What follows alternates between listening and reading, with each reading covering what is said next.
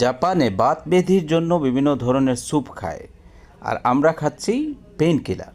তো এখানে দেখতে পাচ্ছেন আপনারা কি কি খাবার নিষেধ সেগুলো এখানে লেখা আছে, আর আমি এখানে কমেন্টে দিয়েছি, আপনারা সেগুলো দেখেন যে কি কি খাবার এখানে নিষেধ রয়েছে যাদের বাত ব্যাধি রয়েছে, এবং কি কি খাবার উপকারী সেগুলোর ছবিও এখানে দেখতে পাচ্ছেন, যে মাছ, হলুদ, আদা এবং বিভিন্ন ধরনের বেরি এবং চাল আটা, এগুলো হচ্ছে আমরা যদি লাল চাল লাল আটা এগুলো খাই, শাকসবজি খাই তাহলে ভালো হয়।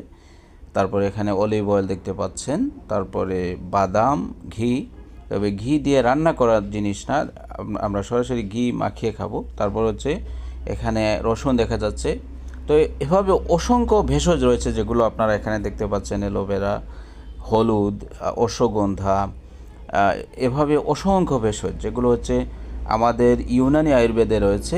আপনারা ভালো ডাক্তার, ইউনানি আয়ুর্বেদের ভালো চিকিৎসক আপনারা যোগাযোগ করে তারপরে আপনারা বাত ব্যাধির জন্য ওষুধ খাবেন ইনশাআল্লাহ। আসসালামু আলাইকুম রহমতুল্লাহ।